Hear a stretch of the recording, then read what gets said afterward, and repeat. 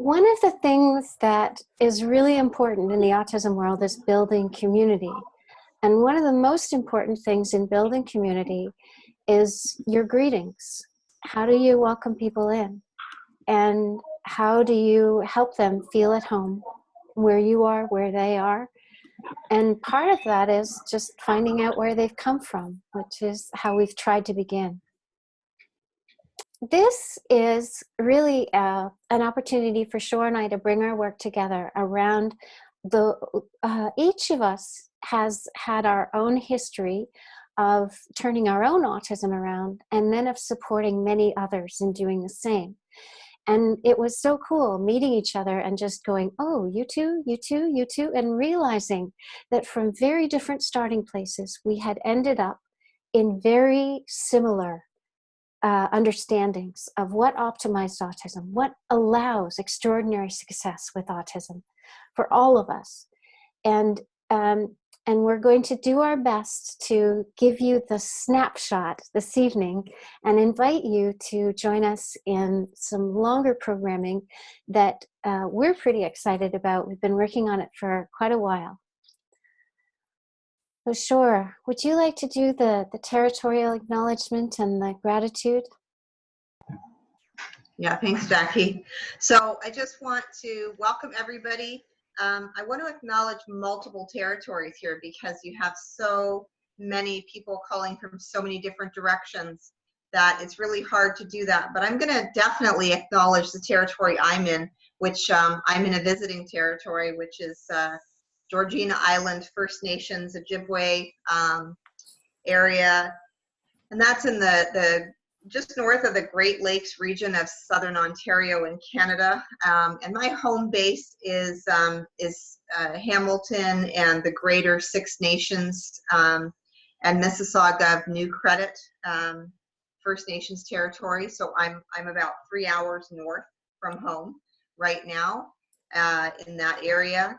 And so I just want to acknowledge that there are original peoples in every single one of your territories, and whether you know about their history or not, just give pause to the fact that they did a really good job of supporting that land at one time. So that's what we want to just keep in mind there, give thanks for. And I also want to offer what in my communities, we would call it the words before all others. In the Haudenosaunee culture, which is the one that I work with most predominantly, they would have the Thanksgiving address, which is basically a way of giving thanks for absolutely everything that supports our lives. So just touching on, you know, an awareness that there are people that came before us, and there are people that are going to come yet, the ones that are unborn. That there are plants and trees and grasses and medicines. There are many different creatures that walk, that crawl, that fly, that swim. There are many different elements in our world of the sun and the stars and the moon, the wind. And there's great teachers that have come before, and also that we want to acknowledge that we have not intended to leave anything out, but even if we had, we want to just make sure that we acknowledge anything that we've left out of this Thanksgiving, of that which supports our lives. We want to give thanks for that as well.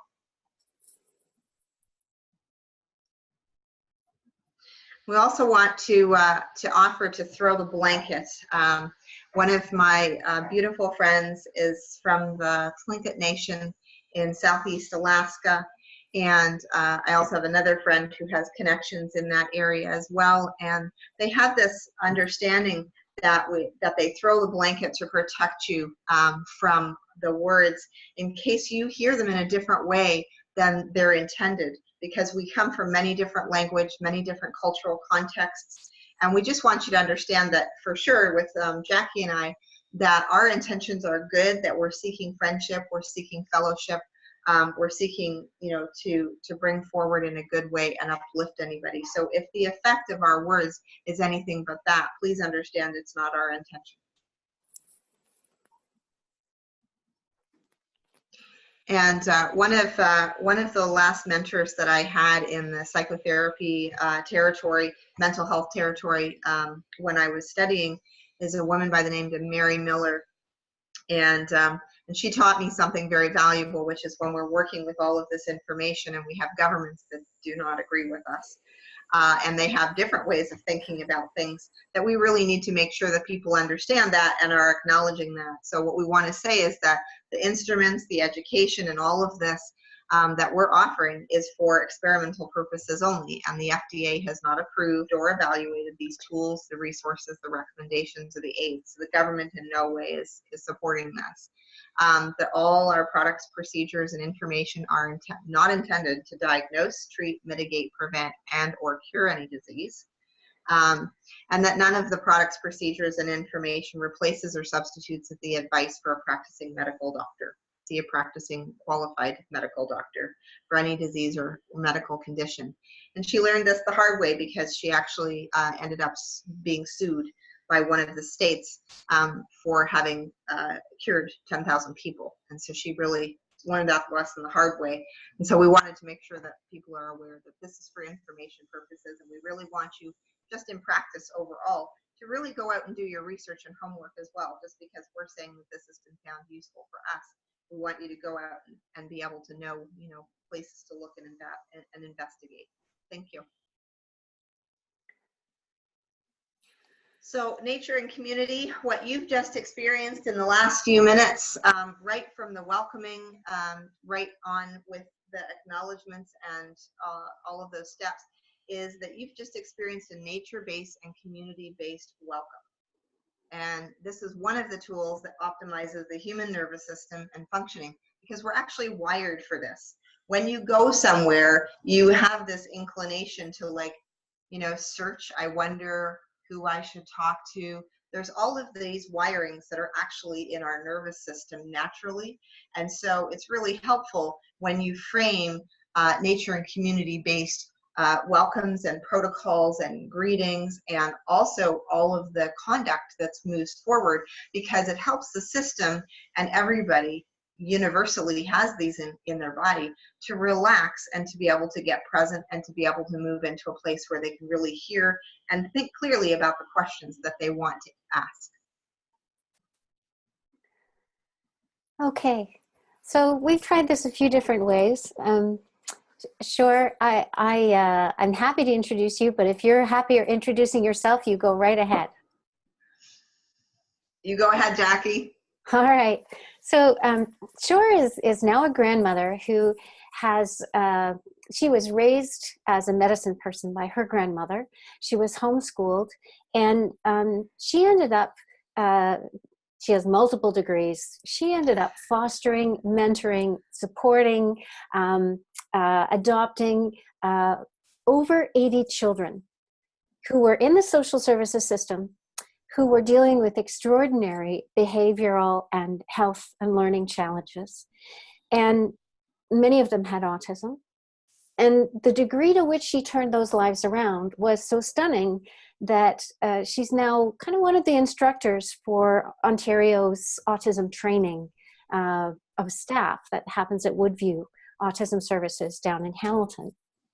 And I am absolutely delighted to work with Shore. I met her at one of her father's last public presentations, and it's just been really, really wonderful getting to know her better and better, and recognizing just how much there is in common. Thanks, Jackie.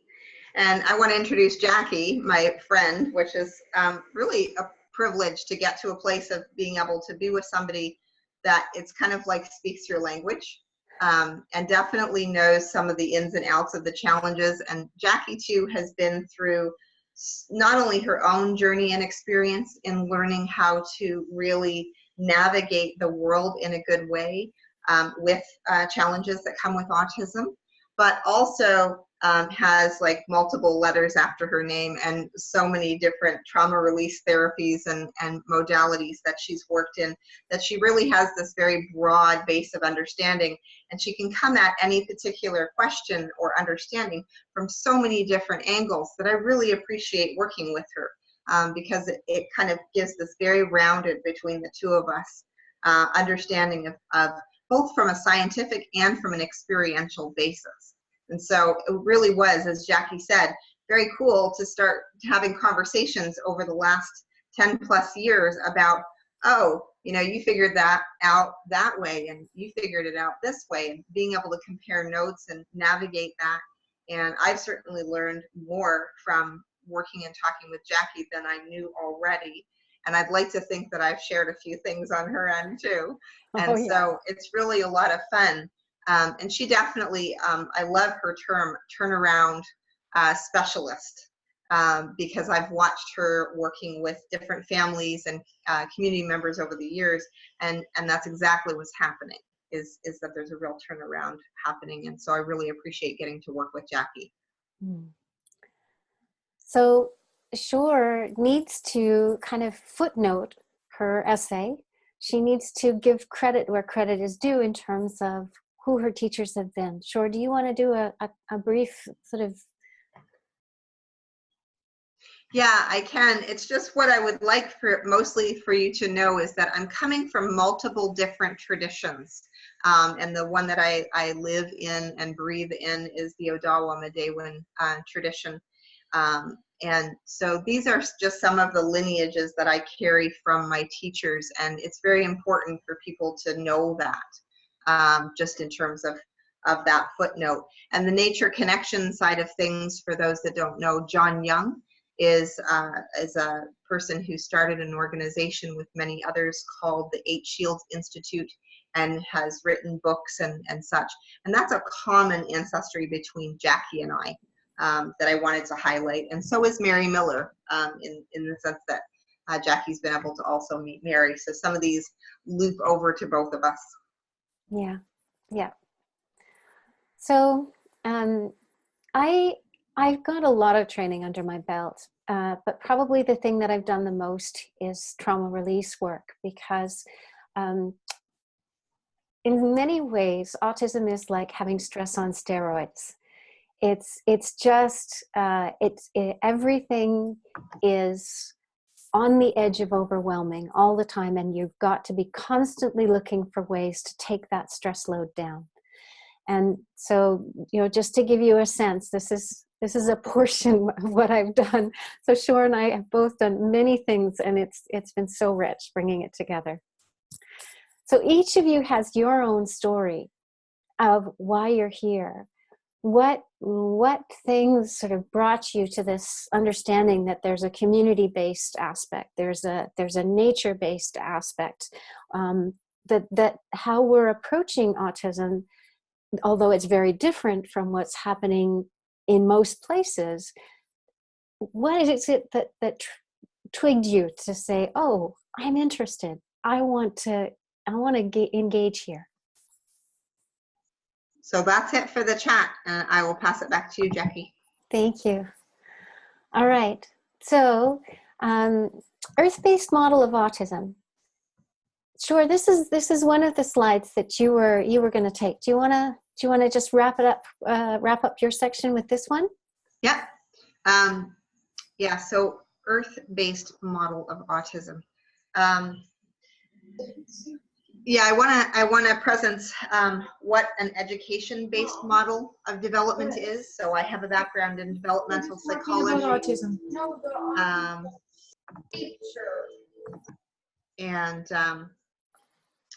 And what a connection-based model of development is. So a really good way that I want to direct people to as an expansion is that there's a video. We mentioned John Young already. He has a lot of information about connection-based modeling and development. And there's a beautiful YouTube video that we've put a little link here for, that if you just search out the July 10, 2016 John Young talk in the UK on nature and genetics. I think it's a really great way to understand the whole conversation in a much deeper and better way. But I come from homeschooling, and so I can really understand the difference between connection-based, experiential-based processes and an education base. And so I want to leave it almost as a teaser for you to go and investigate it and find out what more about that is. But if you have questions later, please feel free to ask us. Okay.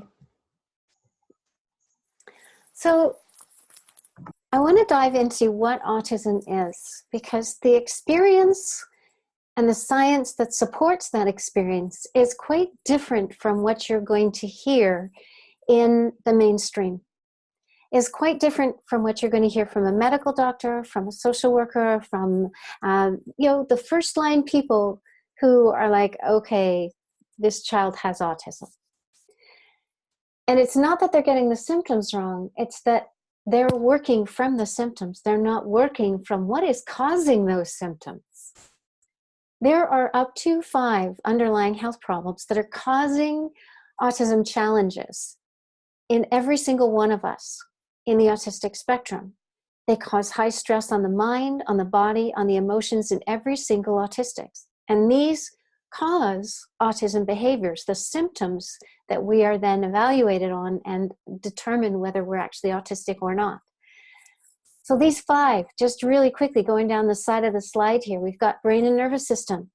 Sometimes it's compaction, sometimes it's injury, sometimes bits are missing. All of it can be healed. There's a doctor whose name is escaping me right now that is later in the programming that has done a lot of work on that. Next one is, I might not be able to see that, but that's a cracked egg. And that was my symbol for unresolved trauma. And unresolved trauma is sort of the major source of stress in our lives. It's the determinant around whether we'll react to a stressor in a healthy way or in a not so healthy way.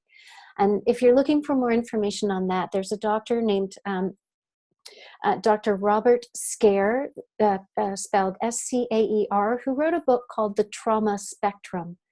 And that book is really, really worthwhile going through. Oh, and the first doctor, name popped in for the brain and nervous system stuff, is Dr. Daniel Amen. Okay, so the third one is, you might not be able to see this, but there's some really big fungal infections on that maple leaf. I'm from Canada too, and the maple leaf is on our flag. There are maple trees across the country, and the immune challenges aren't just in humans. They're in everything on our planet right now, because we've taken ourselves outside of our optimal range of tolerance for so many different factors. And a large part of the programming that Shore and I have put together is showing you how to get back into your optimal ranges of tolerance for love and community and air and so many different factors to really support healing immune function. So the next one, that skull and crossbones there, is about toxins. Since the First World War, we've been incorporating more and more toxins into more and more aspects of our lives. And what it means is, with every generation, we're having more and more challenges. Now, there are things we can do about those toxins. There are things we can do about every single one of these things. So just not to get too caught up in that.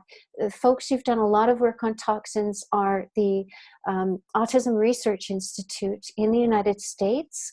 And Dr. Bernard Rimland used to run it, and I can't remember the name of the guy who's running it right now. He's the executive director, but he's written a couple of books that are really worth reading, because they simplify this whole toxin autism connection.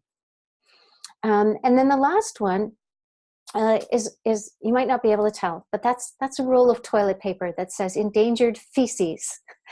And the reason that's there is that those of us in the autistic spectrum almost invariably have a microbiome. That means our ecology in our gut, in our mouths, everywhere in our bodies is missing some pieces that it needs in order to break down the foods we need, in order to provide nutrients that we need in the colon, many, many different factors. Now, the gut ecosystem, the ecosystem throughout the body can be repaired also. And there's lots of exciting stuff going on in there. If you look up research on the human microbiome, you're going to find stuff about that. But what I really want to come back to here is that every single behavior that autistics do is something that every single human on the planet does. We just do them a lot more often. And when you reduce the stress on us, all of these autism behaviors drop. And the gifts, which are the very different way that our brains have developed because of being under high stress during key developmental phases, these gifts really start to be able to emerge. So I'm going to dive into some myth busting here. There's this idea that autism is an incurable neurological disorder that affects more males than females, that means we have no empathy, and that it's a genetic problem. No.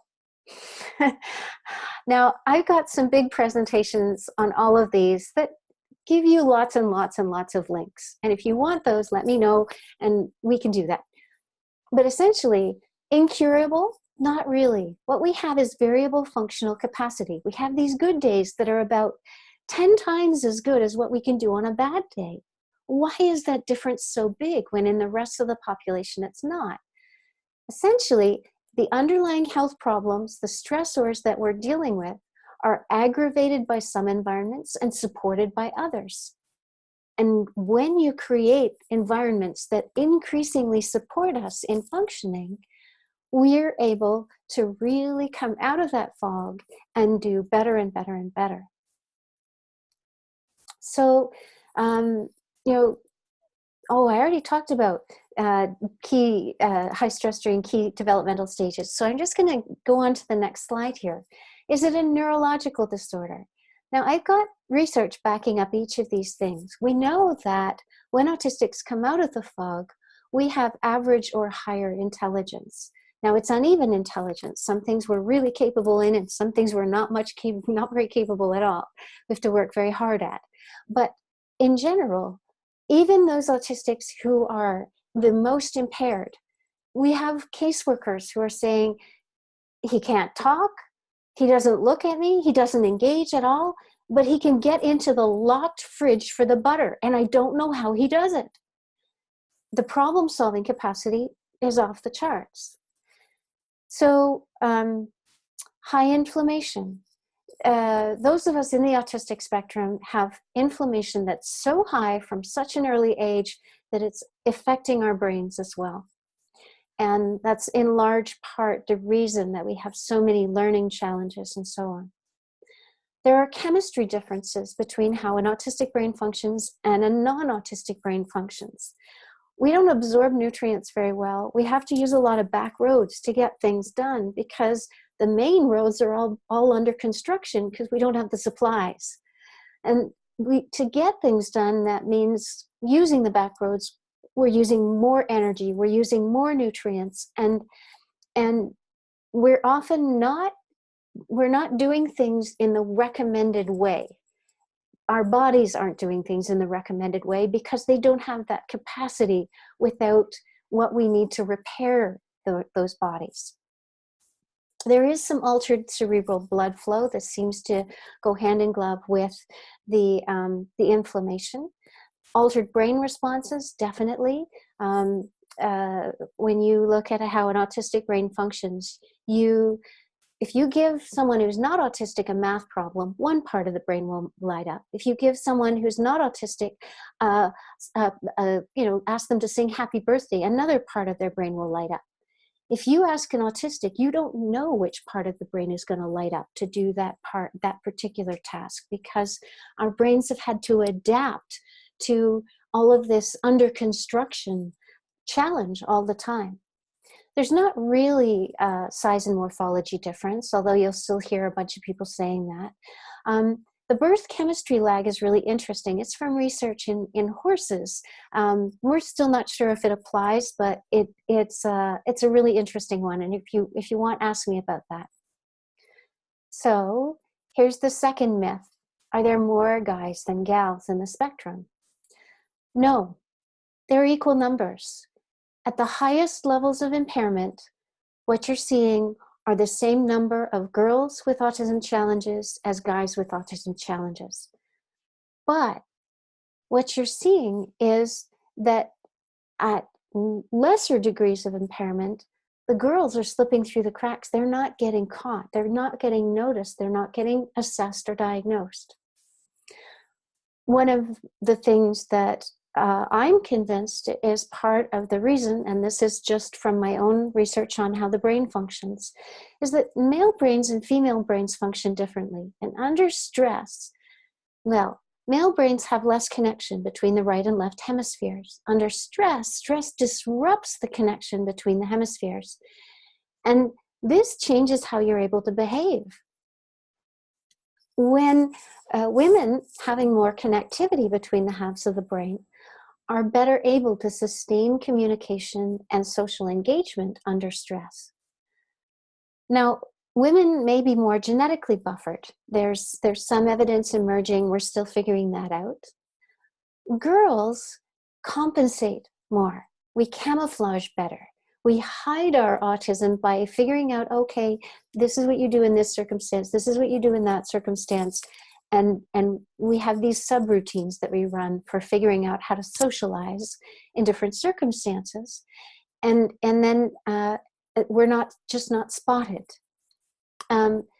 Many of us have difficulty accessing diagnosis. I was diagnosed by a nurse in the family 20 years before I was able to get a diagnosis officially from the medical system. And there are penalties from accessing this mental disability diagnosis. And many people will not get a diagnosis if they're functional enough to carry a normal job, because it's normal for autistics to lose their job if they come out as an autistic.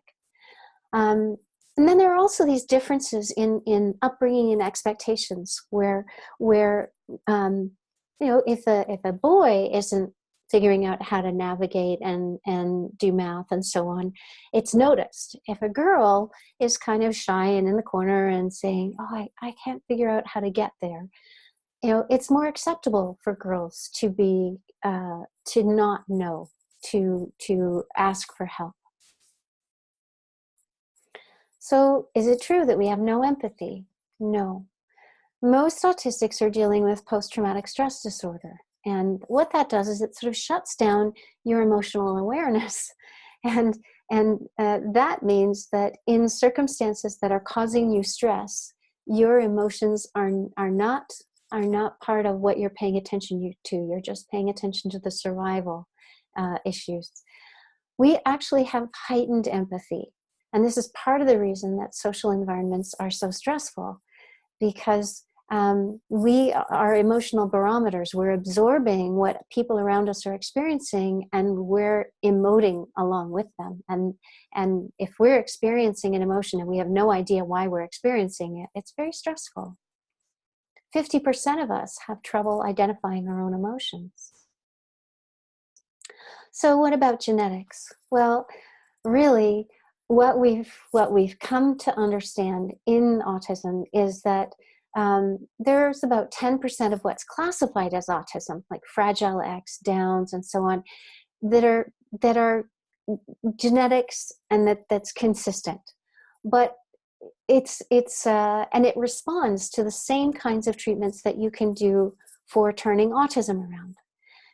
The thing is that genes only alter when our environment destabilizes, and we've been significantly destabilizing our environments. And this variability increases species' capacity to survive really difficult circumstances, because that means that somebody is going to be able to come through this okay. Some of the variabilities that we're seeing because of this environmental challenge are associated with increased risk for autism. But really, it's not the genes themselves. It's how those genes express. Environment is determining whether those genes change in the first place. And those genes have the option of expressing either as Dr. Jekyll, the good guy, or Mr. Hyde, the bad guy. And it is our environment our mental, emotional, physical environment that determines how those genes express. And so there are lots and lots of tweaks you can do to make sure that your environment is allowing those genes to express in a healthy way, in a positive way. So what really makes an autistic child's function change?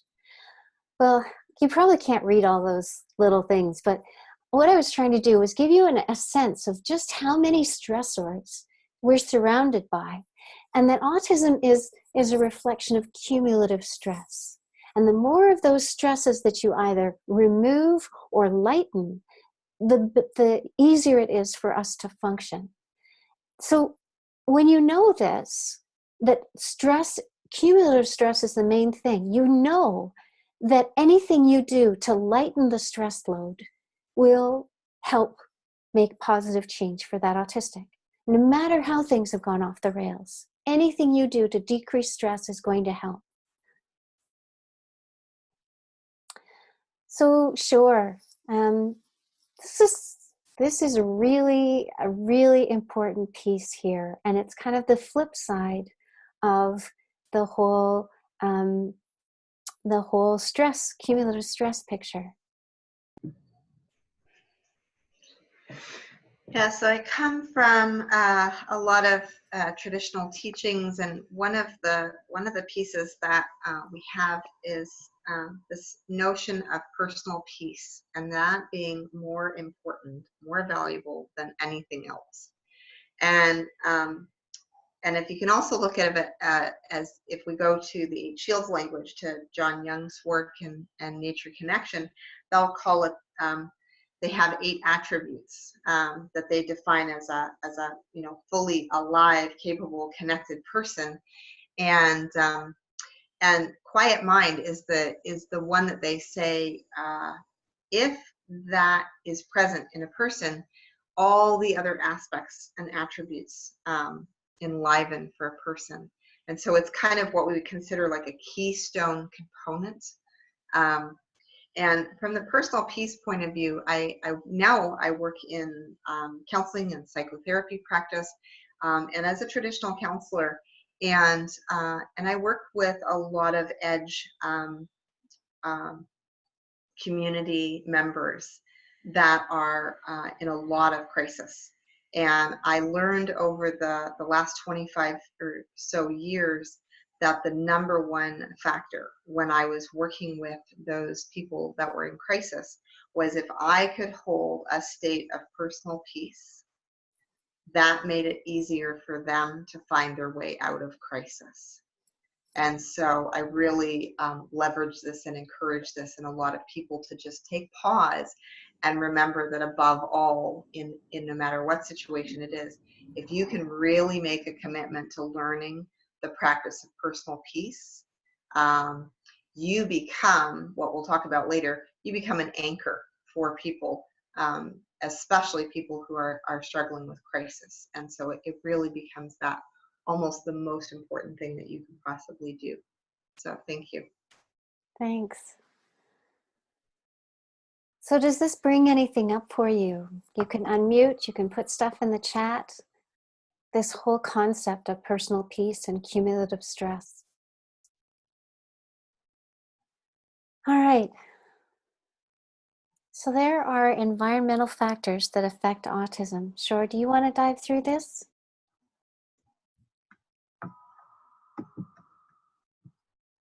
Yeah, I can do that. Yeah, so just we cover each of these topics in a lot more detail. So there's a 6-week program that Jackie and I are about to launch into next week. There's another one in November that's slightly different than that one. And then there's a really big one that's kind of like a train the trainer program that runs in January.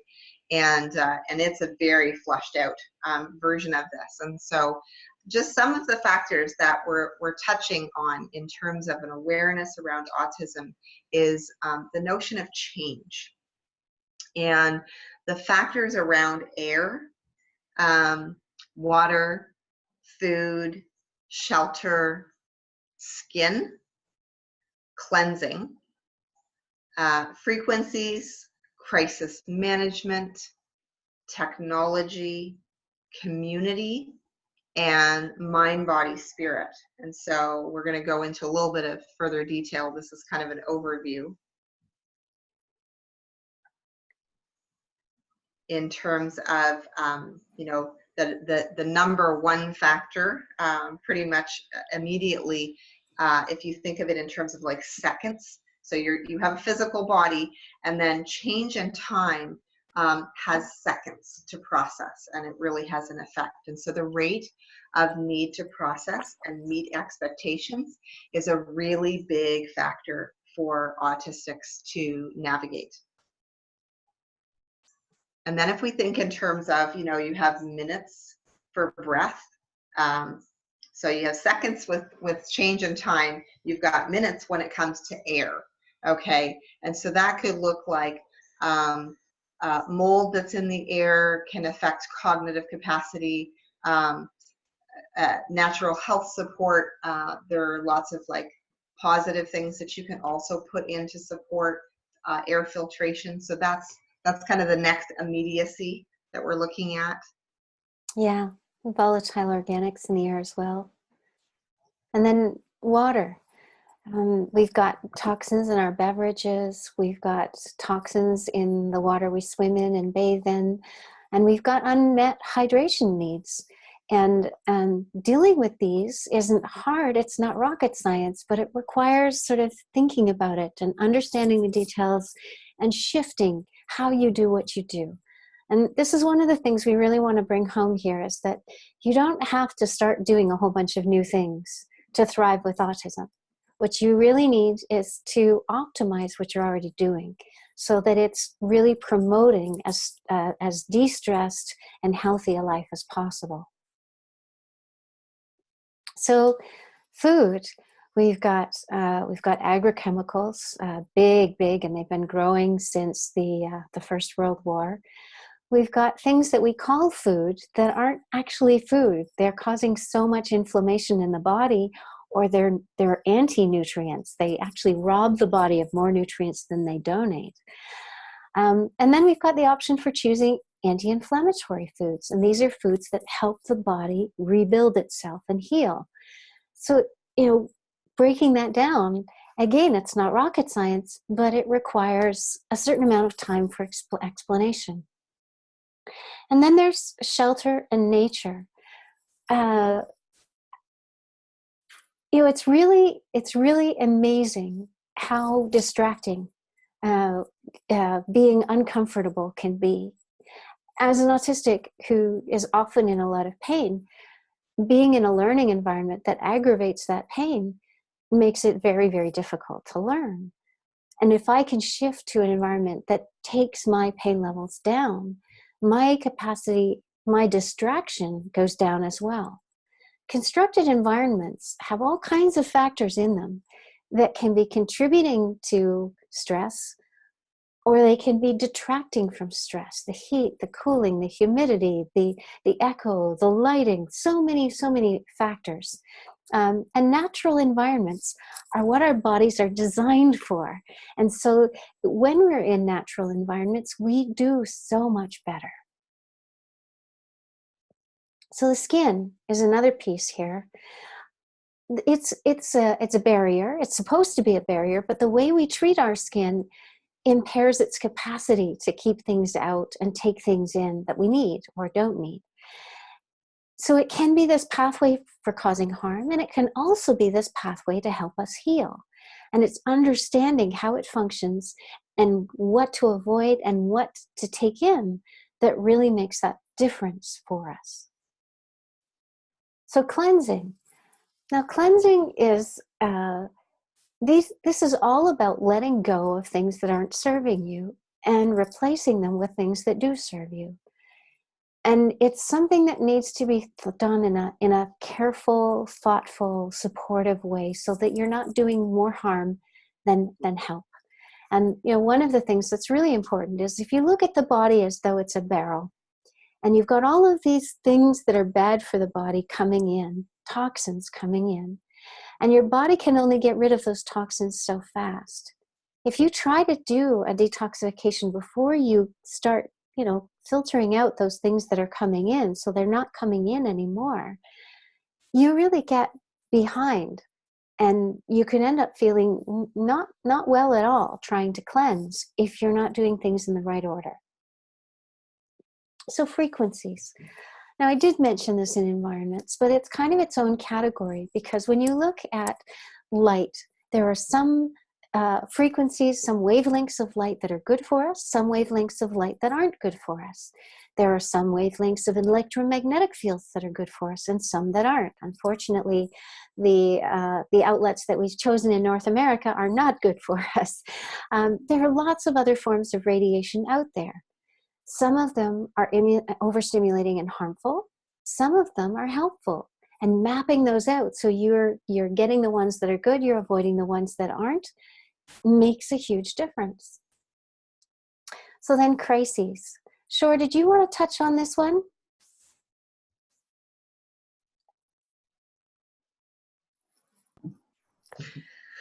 Yeah, thanks, Jackie. Yeah, crisis, there's really a difference in range around short-term management, long-term prevention, and tantrums are different. Watching for reactions, they're not meltdowns. So there's a really big difference between tantrums and meltdowns. And tantrums, there's also an element of control in terms of like there's a desire for what's going to happen. Or what they hope to happen out of it. Meltdowns are hopeless and beyond. They're in crisis. There's an absolute shutdown. And I wanted to really highlight that as part of a difference, because I work with a lot of professional communities as well as families and extended communities, and they often misinterpret this. And they don't understand that with autism, there is an actual overwhelm, shut down, can't process, and they need to be unwound out of that process. So there's a real capacity to do short-term management when some of these things are happening in crisis.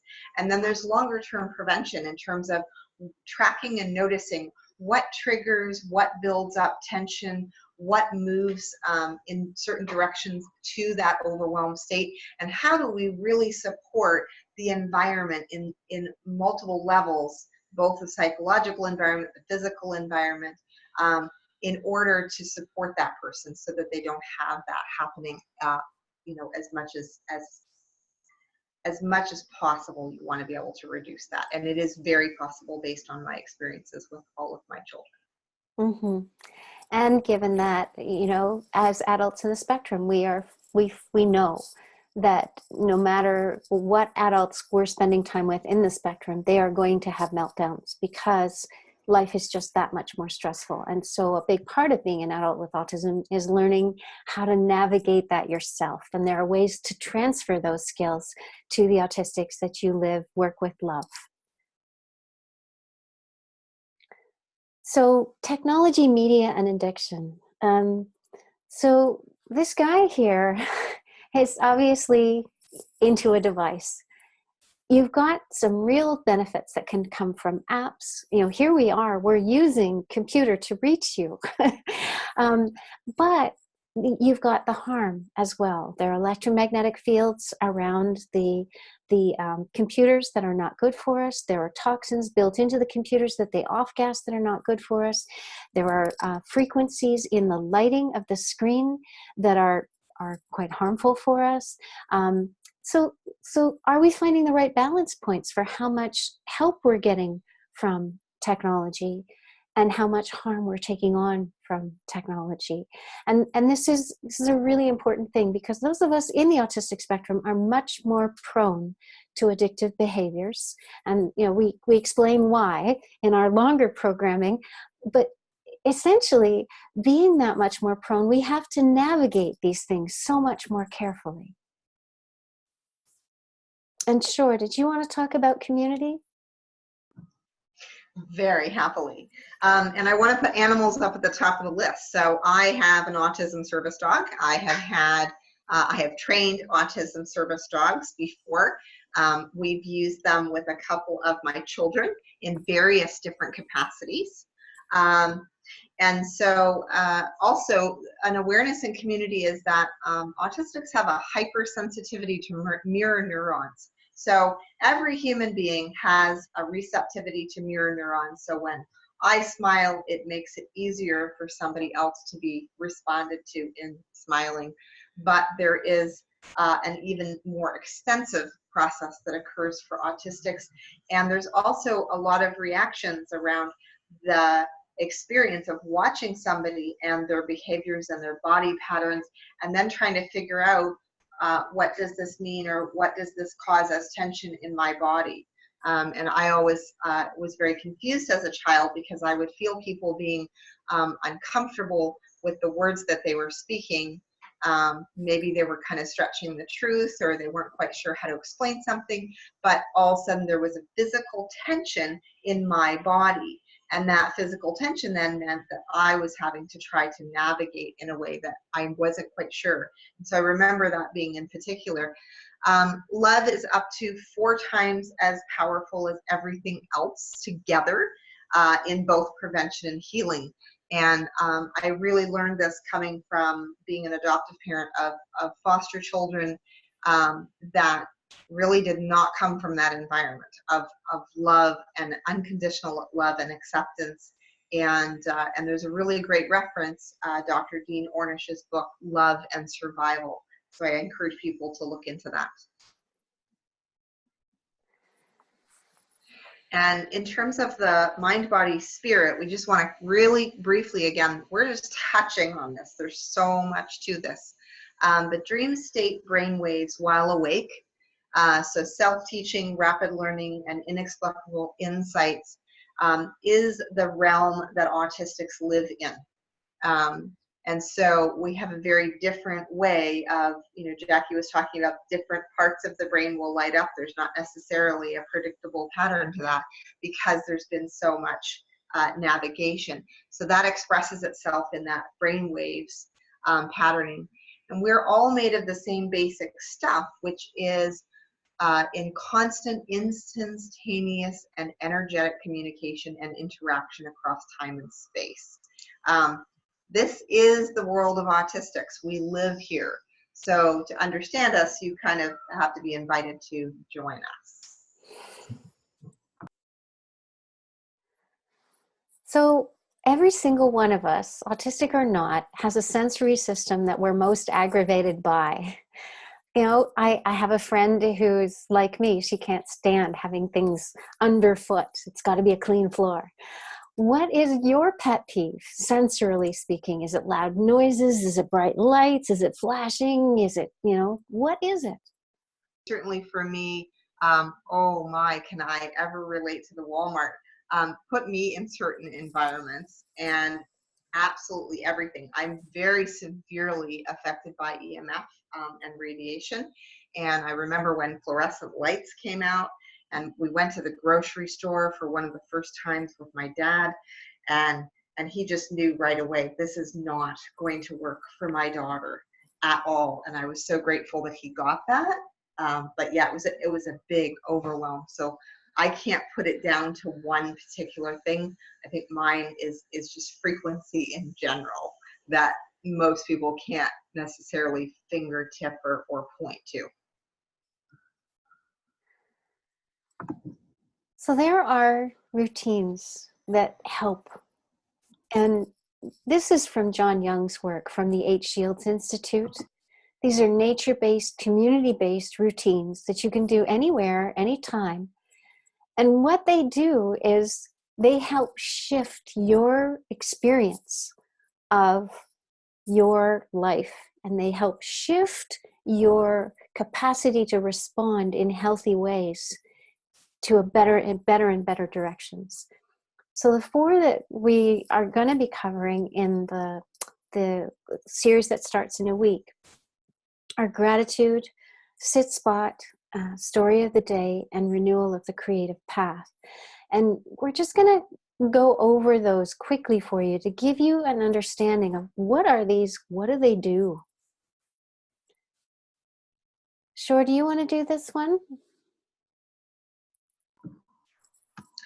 Yeah, so I just invite you to understand and explore the idea of gratitude or thanksgiving. So when we opened up today, I gave thanks for that which supports us. But there's actually a traditional teaching behind it.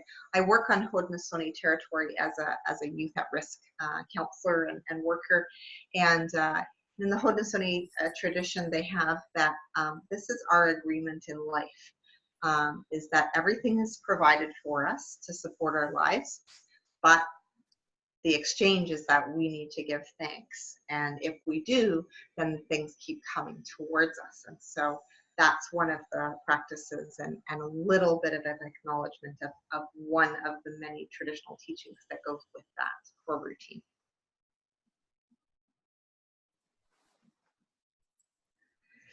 And in terms of the core routine of the sit spot, returning to our first mother, it's unconditional. She has her own balance and she changes for no one without her choice. So this was something that I very much shared with the youth that I would take out that were coming from the system, and they had these really challenging circumstances. And I said, you have no reason to trust in another human being right now. You really don't. And I want to give that to you. But what I would like to do is invite you to have a relationship with another type of life that doesn't change unpredictably, that there's patterns to the behavior, that there's some balance, and that she is what she is. And so I just would like to invite you on that journey. And very often, after a few weeks or months of that process, what came out of it was a remarkable unfolding with a willingness to work with people and a willingness to open up and have some dialogue around what they'd experienced. So it's a very powerful experience. And all creation stories are true. And I want to really presence that teaching. We have an innate need to share. And stories are how we share and we transfer our wisdom. You know, we live these long lives, hopefully, and then we really have stories that we want to share. But anytime that we have an experience, just like in the very beginning, we had a journey to get to this webinar tonight. And we have a desire to share that, right? So we call that wiping off the road dust. We have the story of the journey to get here. Well, with every experience, including our sit spots, we also have a story that builds up inside of us that we want to be able to share our experience of what's happened for us. So this is another routine that we can bring forward. And I just want to highlight too, if you hear people repeating things in my different cultural contexts and communities, if we hear repetition, we usually flag that it means that it's really important. And then the fourth is the core routine. John calls it the renewal of the creative path. I learned about it as a in my translational language of teachings, it's looking back in order to move forward. And so what we're doing is we can often not see our own greatest gifts. So we need our communities to help us to discover what they are, especially our elders.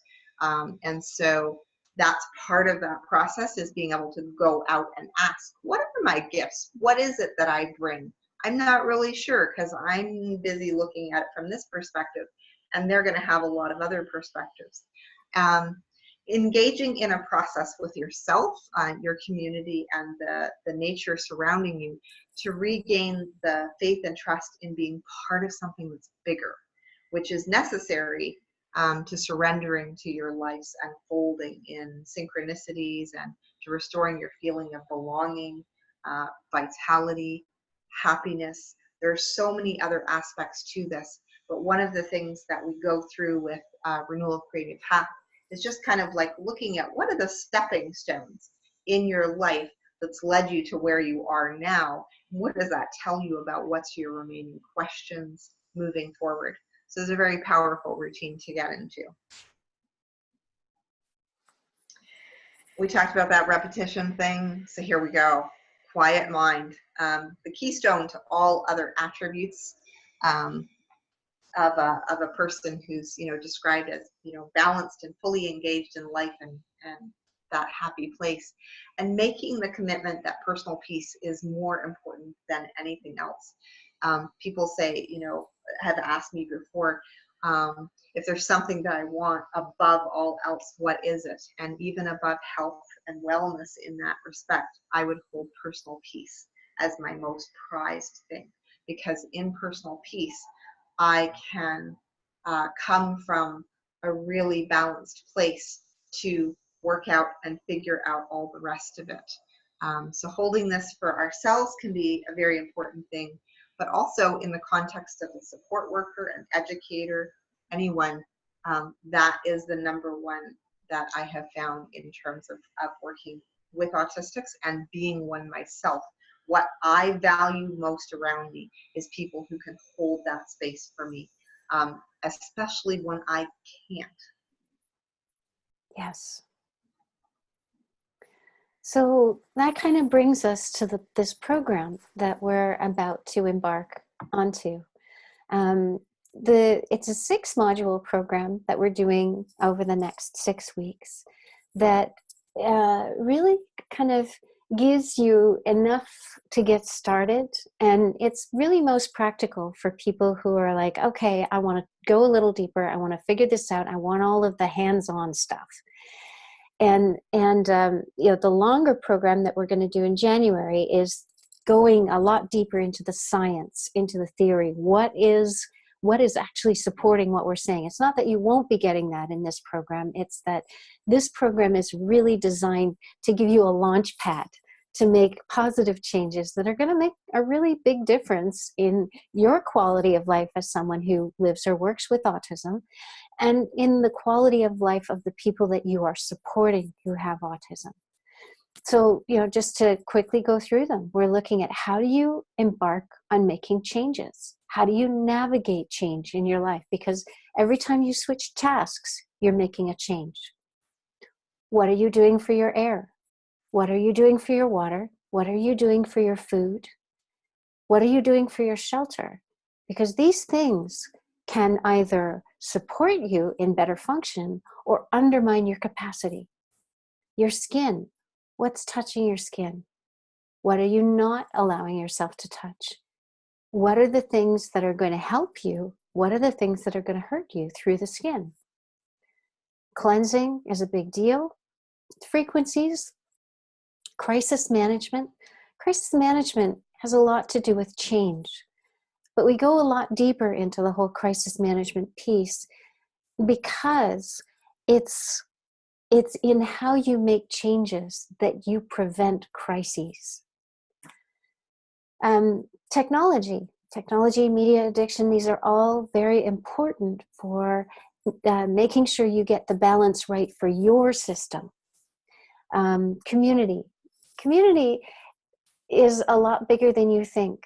We in Western cultures who've plugged into the global economy tend to underplay the importance of community. We move far away from family. We lose touch with really good friends from childhood and high school and whatever else. We just, we focus on the light relationships where we are. And it's not that those relationships can't feed the soul, because they can. It's that the more and deeper community that we build, the greater capacity we have for functioning at an optimal level. Mind, body, spirit. Our current medical system doesn't believe that these things are connected. Fortunately, we're under a sea change right now in the medical world, where there's a growing recognition that our attitudes, our beliefs affect our microbiome, affect our genetics, our emotions, the amount of stress we experience. All of these things can shift how healthy or how unhealthy we are. And then extending the spiral. This is really important because you can think you've dealt with a topic, And then you need to go deeper. And then you need to go into the next layer, and then the next layer. There are always deeper and deeper layers for getting better and better function over time for everyone, but especially for those of us with autism who have so much room to gain function. Now, this program that's coming up is actually designed for social workers, support workers, therapeutic professionals, educators. It's not that it wouldn't be useful to parents. It certainly would. Our next program is specifically aimed at Indigenous peoples, people who live in a community on the land, and that one will have some more materials that are useful for parents, so I'll let you choose which one you're most interested in. But we'd love to have you join us. You're going to get a lot of personalized instruction, because this is an interactive process that we create. So you get a chance to ask questions, as you will in just a few minutes now. And that amounts to kind of a full hour of answering your questions every week. Plus, there's email, plus there's a Facebook group for private group, so that, what you write in there doesn't go anywhere but the group. That just allows you to kind of ask questions in between, say, oh, I missed that reference, can I get it? Oh, I need a recipe for. It just allows you to take it in the direction that you need it. There are also extensive notes with references. And so if you prefer written form to an audio form or a visual form or a video form, we can provide it in a written form. And there are lots and lots of links. If you want to dig deeper, you have that capacity. And then there's a full slide deck for all of the presentations that we do for you, because for many of us, it's the images that help us remember things. We've got practice guides, practical guides, so that if you're working with clients, you've got for the things that you're not going to need in your life, you've got things that you can pass on to the people that you're helping. And then really what we're sharing with you is cutting edge. It's highly practical information, and we've found it invaluable for our own lives and for the autistics that we've supported. So what are your next steps? Well, you can scope out Shore at thecircleforchange.com. You can scope me out at thrivewithautism.ca. You can set up a conversation with Shore through email. And Shore, if you want to share that through the chat, and also just share the link. If you want to set up a 20-minute consult with me, just plug it in. We'll do it. What this does is give you an opportunity. If there are questions that you're not comfortable asking this evening, if you want to go deeper in a particular situation, we can field some of that in between times. And then really, the next thing we're getting to is, what are your questions? What are the things that you want to know about, either about this program or to go a little deeper in some of the things that we've covered this evening? So September 13th to October 18th is the one that's for people who are supporting autistics. The one that's specifically for Indigenous peoples, so it's support from a land and community-based perspective. That is November 8th to December 13th.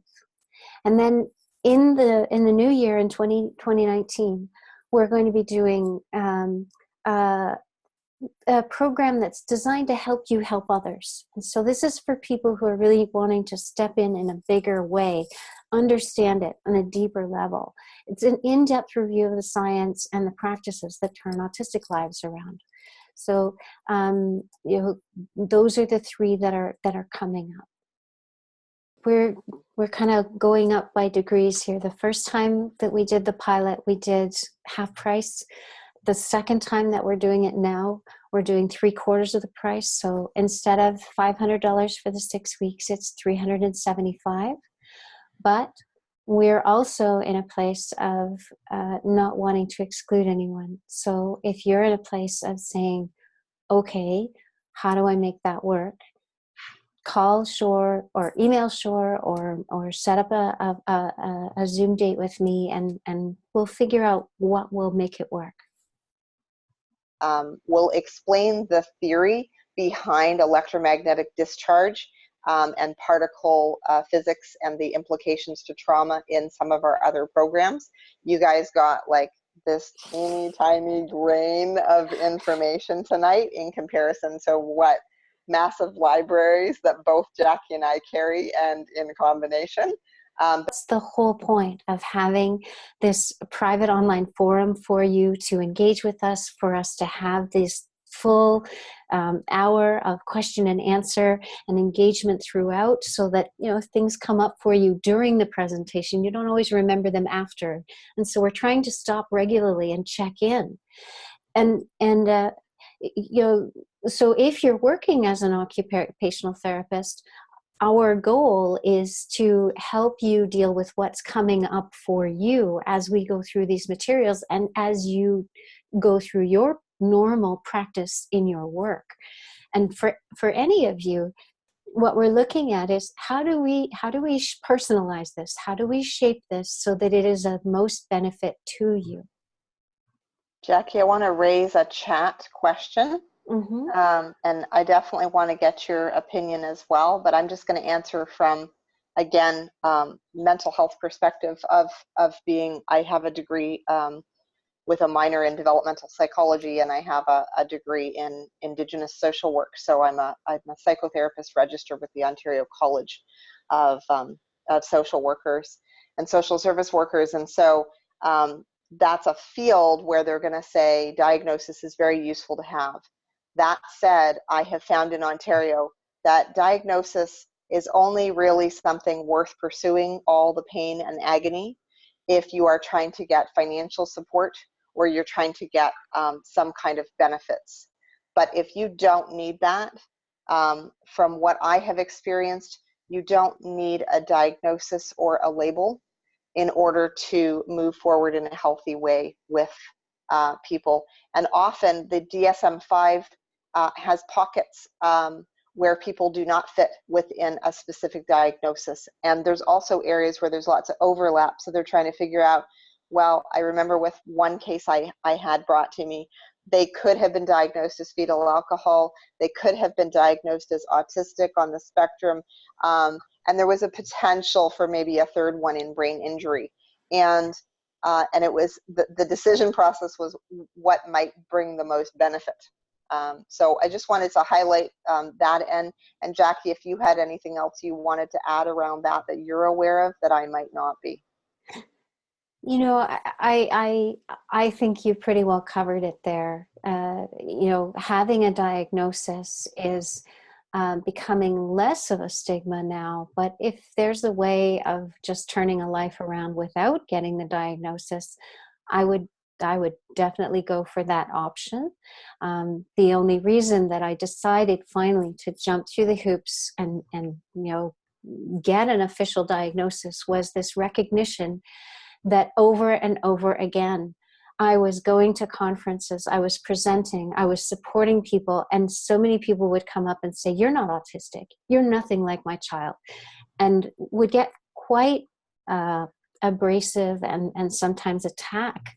And I had this sense that having a piece of paper that says this person has autism would allow me to say, actually, I've been evaluated by a psychologist.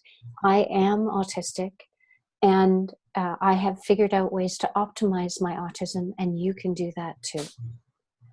And that, I think, you know, we're never going to be not autistic, but we can be highly functional and engaged and integrated in really wonderful ways. There's so much contribution that autistics can make. And especially, you know, here we are heading into a time where global problems are just kind of mushrooming, and autistic brains are optimized for problem solving. I mean, this is kind of like dandelions showing up in a city. Dandelions are designed to drill down, break up compacted soil, suck up all of the toxins, and make it possible for other plants to live there. All right, well, Is there a reason autistics are showing up at this time? In some ways, and from some perspectives, and certainly in the perspectives we'll be taking you into the science behind, we believe there is a reason. Yes. Yes, it's a rock and a hard place, no question. And you know, I personally know people who've been able to make big changes and get some of the support that they need by getting a diagnosis. The challenge is that if you get a diagnosis, there's often a lot of pressure to do things that aren't going to help a lot. And some of those things are actually going to harm a lot. There's a rather large community of autistics who came through ABA and IBI who are absolutely convinced that the degree of trauma that they live under on a daily basis is because of the treatment that they experienced during ABA and IBI. And that's not saying that everyone who does these treatments is not coming from a really caring, I want to make a positive difference place, but the whole premise of ABA and IBI is that autism behaviors are the problem and need to be minimized or erased to the degree possible. And what's real is that autism behaviors are expressions of the degree and types of stress that we're under. And they're your best clues on how to get us out of stress. And so to try to suppress those or make us suppress those is kind of really opposite to what you need to be doing. And so, you know, the only therapy that is officially funded by the Canadian government is something that can do a lot of harm. There are ABA practitioners who are doing play therapy, who've incorporated many things that are actually very helpful into their practice. And they've focused less on the ABA aspect of it and more on the things that will actually help. So, you know, I'm not wanting to put down any single profession, but what I am wanting to say is that as it has been practiced, ABA without anything else added in, without, you know, good personal connection, which, you know, love is awesome. It up to 4 times as restorative as everything else put together. So if you've got a good connection with your ABA therapist, it's not necessarily going to be a negative experience. But, you know, which therapies you choose should rely more on the individual and where their strengths and challenges are and which underlying health problems are causing those strengths and challenges. Occupational therapy is really awesome for helping you cope and optimize your function from an occupational therapy perspective, but it's not going to deal with the gut problems or the toxin problems and these other things that are going on that are actually causing the things that require occupational therapy to deal with. What should be my first priorities for the first year? Okay, so there's a book that I'd love to recommend to you. It's called The Spark, and it's written by Christine Barnett. And she talks about having her son in therapy basically from when he woke up in the morning to when he went to bed at night, and him just retreating more and more and more and more. As a homeschooler, you have the opportunity to notice what is it that lights your kid up. Because when you can figure out what lights your child up, what you see are these amazing leaps in function, because the motivation to engage, the motivation to learn goes right off the charts. And so, you know, when recognizing what was going on with her son, Jacob, she said, oh, he loves stars, he loves bubbles. We're just gonna, you know, get together and we're gonna do bubbles, and we're gonna lie on the ground and look up at the stars and talk about the stars. And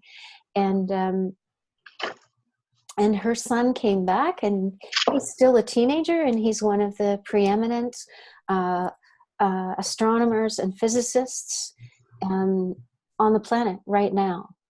As a teenager, as a 13-year-old, he was invited to go to the Perimeter Institute, which is a world leader for physicists.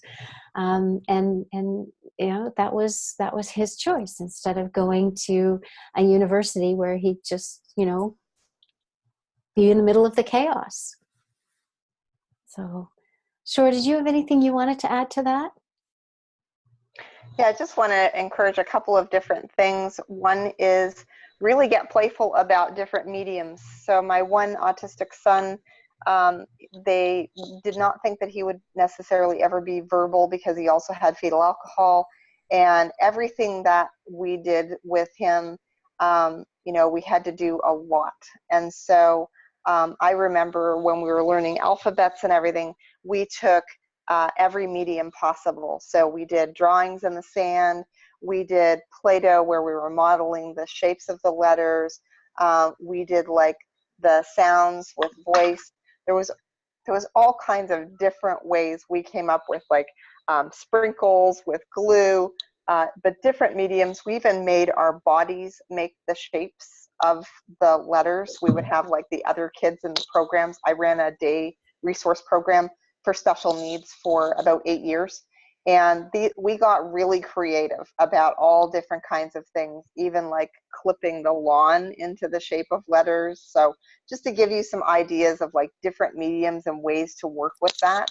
And also to, I really encourage you to take more of the information. There's a ton of information that I can link you up to in terms of homeschoolings and supports and different ways to move with that that really can light somebody up. And I've seen some amazing things, and I just want to presence that my son, that they said they weren't sure if he would ever be able to talk.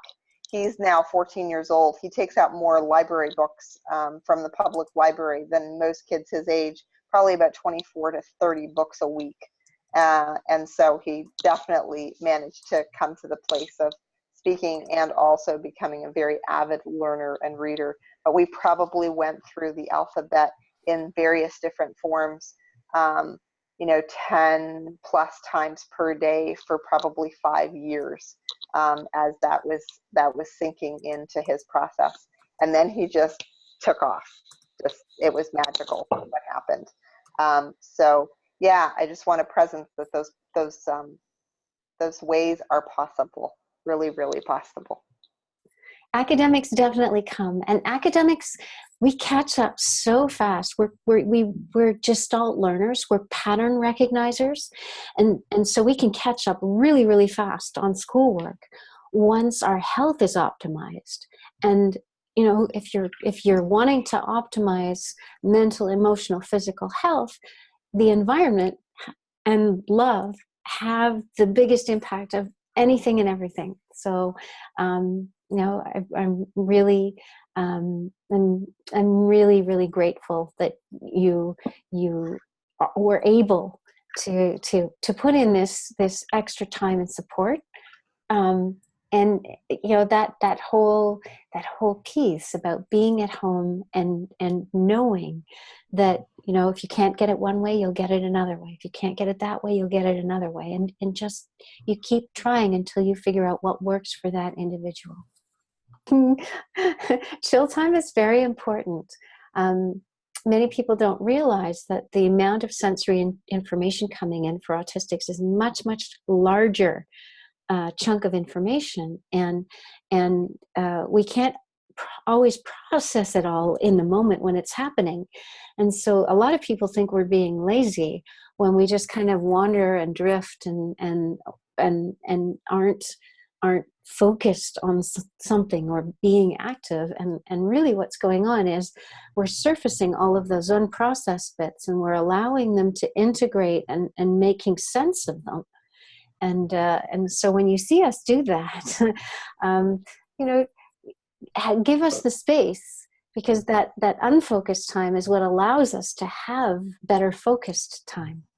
But also sometimes of feeling pretty isolated. Yeah. And this is another reason why Shore and I are doing these programs the way we do.